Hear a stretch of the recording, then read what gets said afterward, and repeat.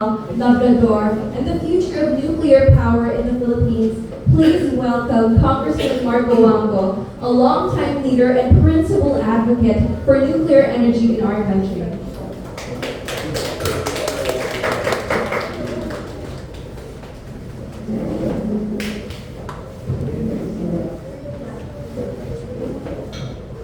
Understand the scientific and geological perspective, we will now also invite Dr. Carla Arcilia, a foremost geologist and scientist whose career has been dedicated to advancing the safe use of nuclear energy for the Philippines. He is currently the director of Philippine Nuclear Research Institute. Please welcome Sean Mark and Dr. Lalo.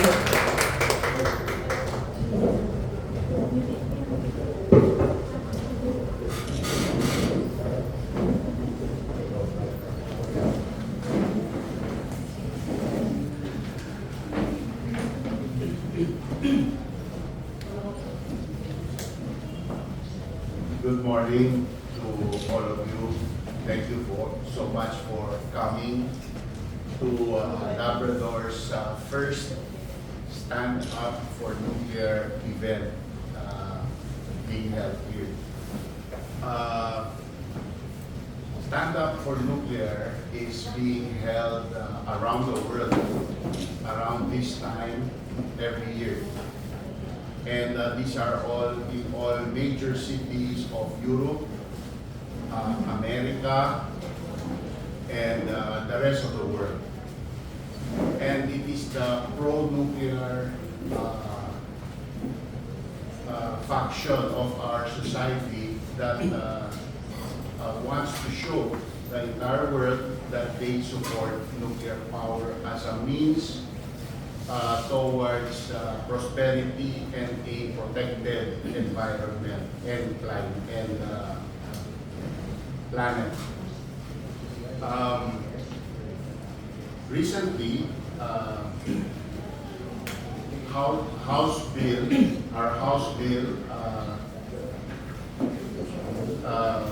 we sought to create our independent both fiscally and politically independent regulator called the PhilAtO passed into law. It is now Republic Act 12305. So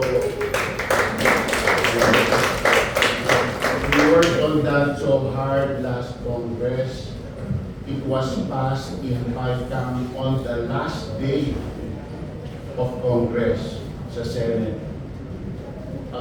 So, photo-finish po yan, batas na yan. It was enrolled in the Senate and transmitted to Malacanang.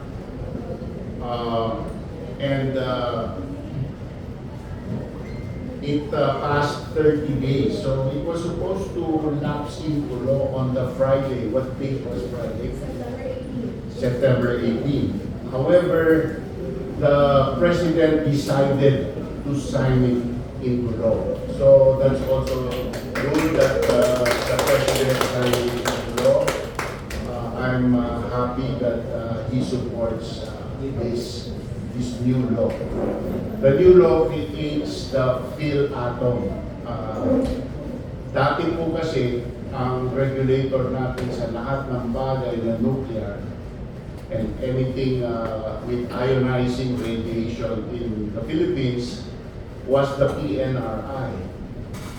But we were told by the IAEA, International Atomic Energy Agency, that hindi compatible maging regulator si PNRI dahil siya rin ang taga-promote ng nuclear energy. So meron pong conflict of interest. Ngayon nahiwalay na. So we are now according to the standards of the International Atomic Energy Agency. Hindi na po tayo nakakahiya dahil lahat po ng mga patakaran na gusto nilang sundan natin as far as an independent regulator independent fiscally and independent politically is concerned ay nasunod. The PhilAttom law also defines kung paano i-dispose ang nuclear waste sa Pilipinas. Wala na pong kailangan mahahaba pang debate tungkol dyan dahil na desisyon na po ng batas na yan na ang disposal method po natin ay ang deep or hole repositories. Yung pag-collection ng pondo para yan ay maisagawa at the end of the life of a nuclear power plant ay dinefine na rin po doon. That is Comsec, do you know, do you remember, it is it 5 centavos? No. It's 5 cents, sir. 5 centavos per kilowatt hour. So, ang mapoproduce ng isang nuclear plant sa buong buhay niya ay kailangan magtabi ng kalahating 5 sentimo per kilowatt hour at i-deposit sa isang waste disposal trust fund na after, let's say, 80 years, yan ay billion piso na. So, maraming nagsasabi noon na inapasa natin ang burden ng waste disposal sa future generations ng Pilipino. Hindi po totoo yun.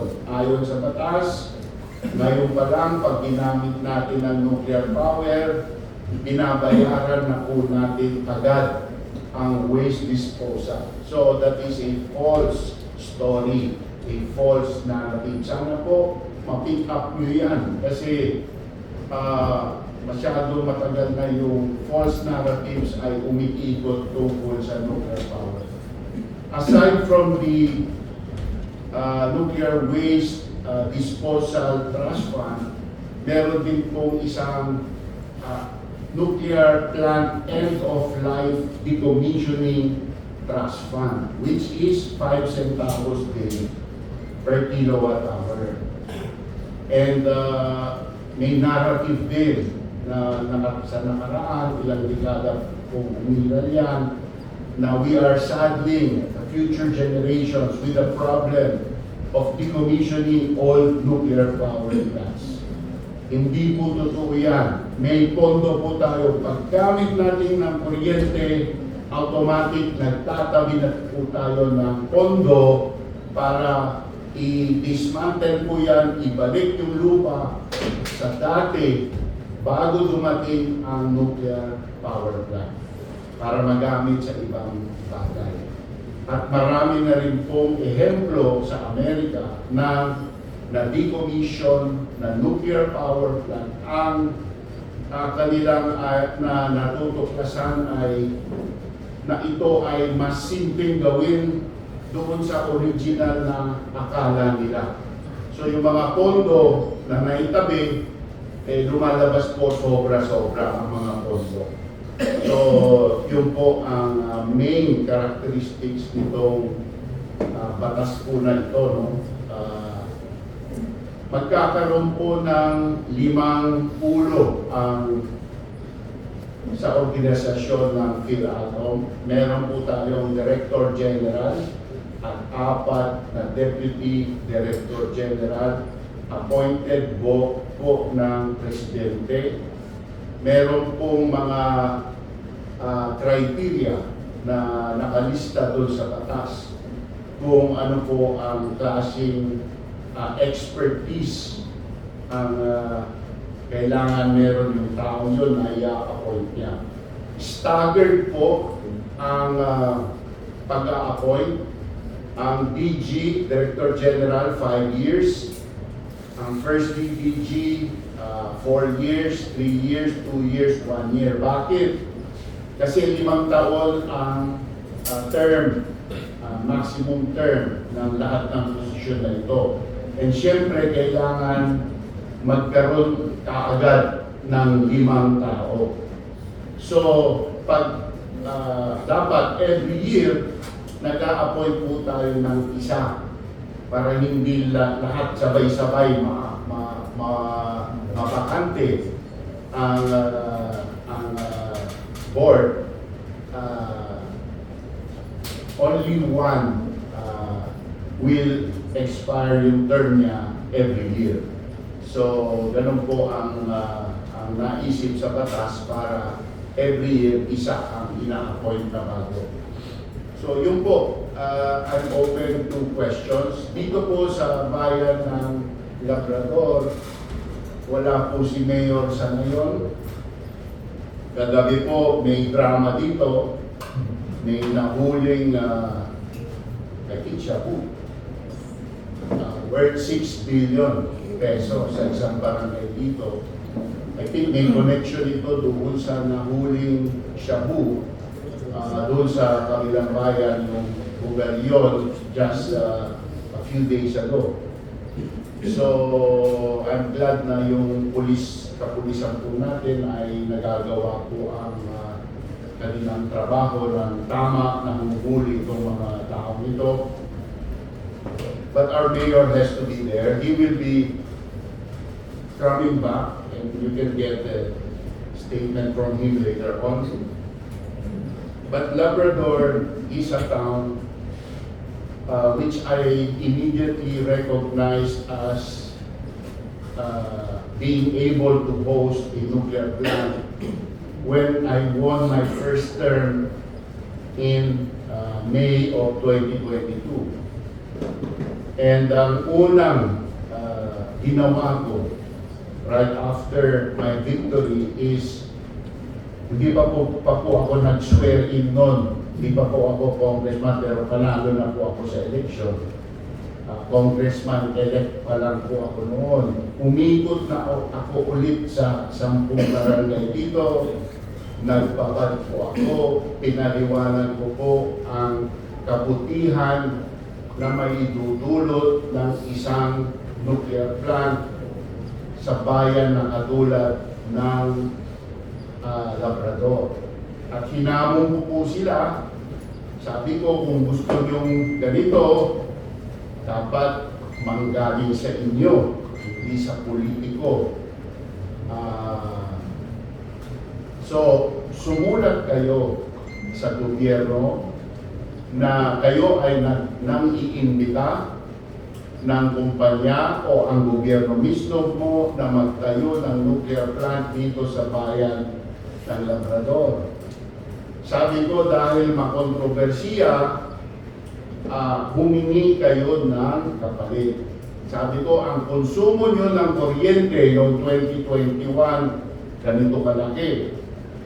Tingin ko, kaya ng nuclear plant magbigay sa inyo ng times 2 ng 2021 consumption ninyo sa bawat 1,000 megawatt na itatayo sa Labrador sa haba ng 80 taon na buhay ang nuclear plant.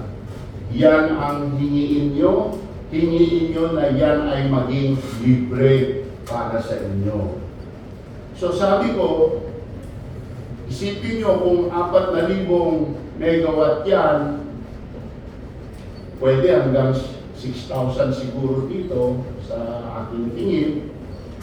Meron kayong 8 times your 2021 consumption of electricity free. Sabi ko, hindi ba magiging pinakamurang kuryente ang kuryente ng Labrador sa buong Pilipinas? Sa palagay niyo ba, sa ganong klaseng murang kuryente, hindi dadagsa ang mga namumuhunan dito sa Labrador, magtatayo ng kanilang sari-saring negosyo, hanap buhay at industriya? Sino ba ang mabibigyan ng trabaho na maganda, na permanente? Hindi ba kayo rin mismo makikinabang kayo? Kaya ako po na-convince. Another thing na sinabi ko sa kanila, ang isang nuclear plant na 1,000 megawatts may halagang mga $4 billion. Ang 60% po niyan, 65% ay local civil works. So, hindi pa umaandar yung nuclear plant na yan, ginagawa pa lang, marami na kayong trabaho. And yun po, I think, kumapit sa imagination nila at sila po ay sumula. Kaya, registered voters po ng Labrador, around 65% po ay sumulat. Notarized po yan, kaya legal po yan na dokumento. Yun po ang basis kung bakit nandito tayo sa Labrador, sa distrito ko. The only town in the 2nd District of Pangasinan that has the possibility to host a nuclear power plant. Kasi yung iba po, walang tabing dagat. Lingayen and Bimale ay tabing dagat, pero alluvial plain, wala pong bundok. Hindi pwedeng maging tsunami proof. Dito pwede maging tsunami proof. So dito po ang possibility. Recently, na-discover ko po na ang mabuti may geologist po tayo katabi. Na-discover po namin na ang North Zambales fault line ay dumadaan dito, malapit po dito, dyan sa ilog sa likod. So, nagkaroon po ako ng agam-agam, nag-research po ako, and yung example na pumasok po sa akin ay yung Diablo Canyon Nuclear Plant in San Luis Obispo, California. Design po yan for the Pacific Ring of Fire dahil nasa earthquake zone din po yan, katulad ng Pilipinas at Japan. So, ang pangkaraniwan nuclear plant sa Amerika, dinedisenyo po sa basihan ng 0.18 G ang seismic design basis. Doon sa Pacific Rim of Fire, ginawa po nilang 0.4 G ang standard design. Ngunit doon sa Diablo Canyon, tumatakbo na po ang planta ng may dekada na rin po. Nakadiscover po sila ng bagong fault line na mas lumalapit sa Diablo Canyon kaysa yung San Andreas Fault na dating nilang pinagbasihan. And so, tinaas po nila ang seismic design basis to 0.7 G. From 0.4 to 0.7 G. At retrofit po nila yung planta, dinagdagan po ng mga reinforcement para pumasa po sa 0.7 G. And that has been running for decades. Natuklasan ko rin na sa Japan, ganun din pala. At sa Japan, meron pang plantang umaabot ng 1.0 G. So, just because nandito po ang North Zambales fault line does not exclude Labrador as a potential site for nuclear power plants in the Philippines. Of course, dapat alam ng tao yan. Kaya kailangan kong ulit yung effort ko na mag-gather ulit ng letters from the voters telling the government, bagamat nandyan yung dati gusto na namin, ngunit bagamat nandyan yung North Zambales fault line at alam naman namin na i-a-adjust nyo yung disenyo para sapat ang seismic design basis na lumusot dyan sa requirement, gusto pa rin namin itong nuclear plant sa amin. Then and only then will Labrador become again a viable alternate site for nuclear power in the Philippines. In the meantime, gusto rin ng Isabela, gusto rin ng Mindoro, gusto rin ng Masbate, at last I heard gusto rin ng Sorsogon. So, marami pong may interest. Sa Mindanao, meron din po, hindi ko na po babanggitin muna dahil maliit ang grid ng Mindanao at wala pang available SMR, small modular reactors or micro reactors na pwedeng itayo doon to fit the smaller grid. So dito sa Luzon, this is the biggest part of our grid. 70% po ng ating grid ay nandito po between the province of Pangasinan and the province of Batangas. Ang Metro Manila area comprises mahigit 70% ng ating total GDP. So ang konsumo ng kuryente dito po nakakonsentrate. Dito po sa lugar na ito, kailangan natin ng malalaking planta. Yun po ang most economical way dahil sa economies of scale. So, yun po ang aking itinutulak sa committee. Right now, meron po tayong tinasang nuclear liability bill on third reading. Last 19 Congress. Matagal pong naipasa na yan at nabimbing sa Senado ni hindi po natignan sa Senado. So, yan po ay ngayon, kung babasahin nyo, House Bill 375 po yan, Nuclear Liability Bill. Nung organizational meeting po namin nung isang araw, yan po ay napagkasunduan namin ng committee na yung mga common parts ng Bill 375 at saka yung dating bill, Comsec, ano ba yung dating bill number? 9876, sir. House Bill 9876 ng 19th Congress. Lahat ng common hindi na kailangan talakayin din accepted na. So ang tatalakayin na lang yung mga hindi pa po, yung mga bagong addition and changes. Ang karamihan po yan dahil doon po sa Convention ng 97 Vienna na nakapirma po ang Pilipinas noong 1998 pa, panahon ni Presidente Ramos, na hanggang ngayon, hindi pa po na-ratify ng ating Senado. Pero sinali na rin po namin yan sa bill. So yun po yung mga extra between this bill in this Congress and yung na-approve 19th Congress. By the way, ang pagka-approve ng 19th Congress ng bill na ito, 260 plus ang bumoto. 267. Ang bumoto ng 4, I think, dalawang abstention. O, Yes, sir. dalawang abstention. Anyway, tignan nyo na lang ang voting record. Ang record.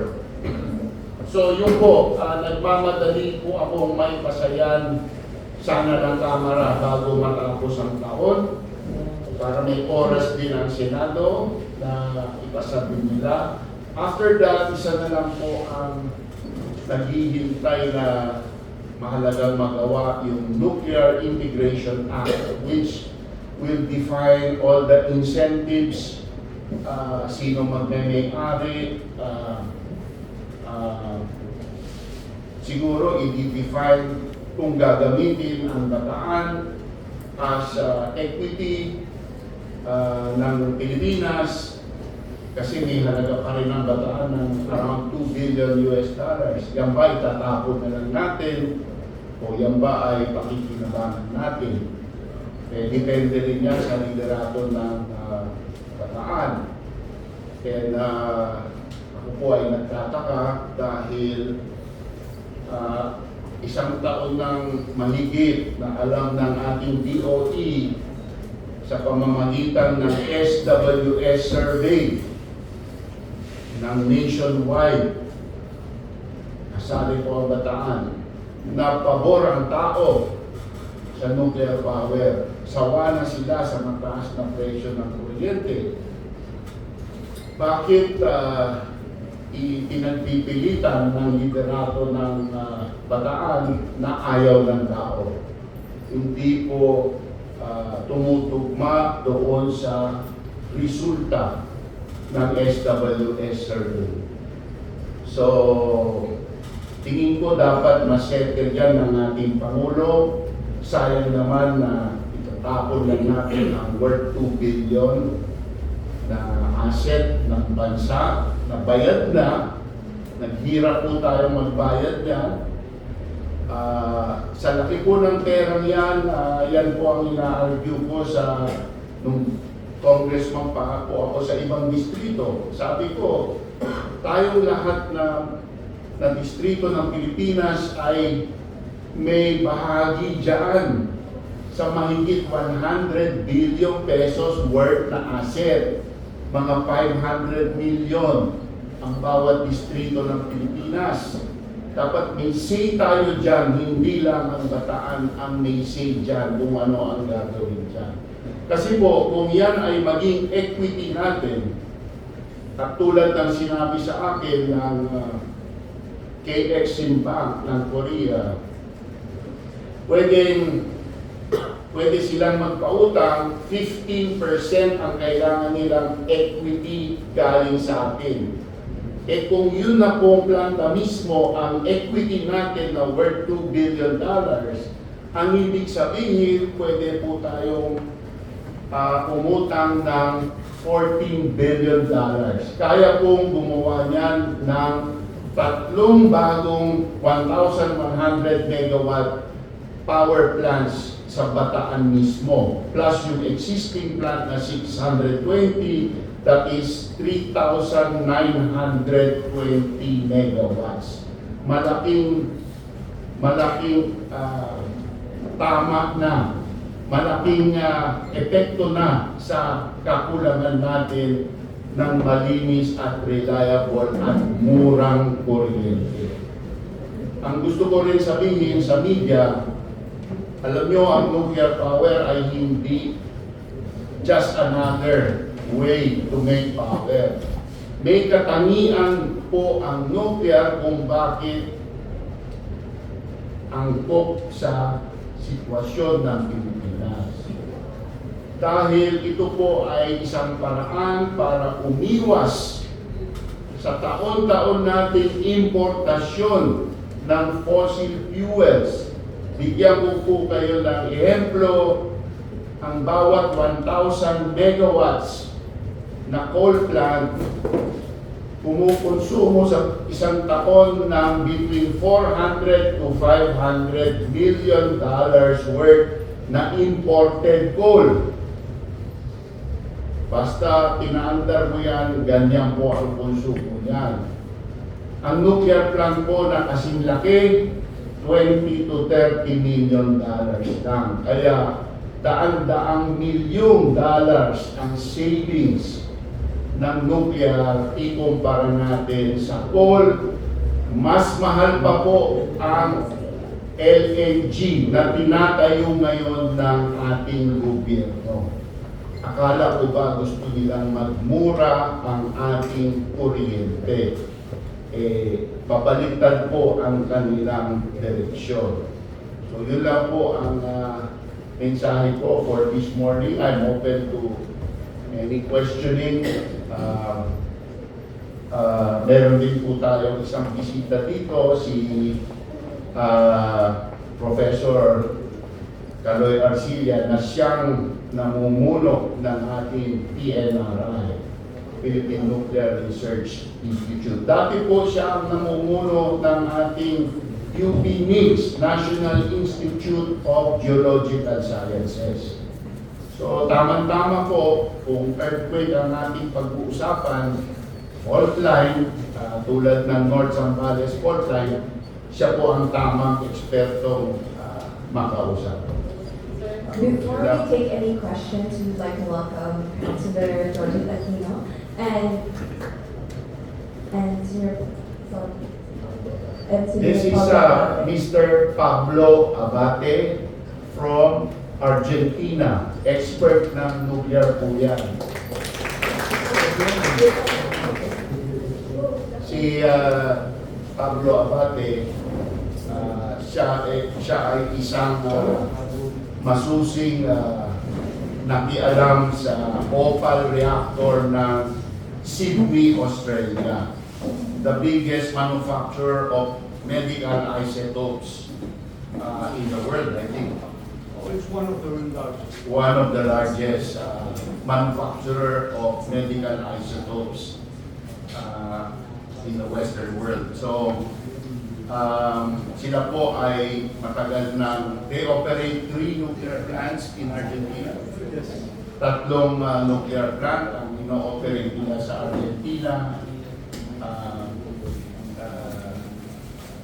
Marami silang expertise na willing nilang i-share sa Pilipinas. So, welcome.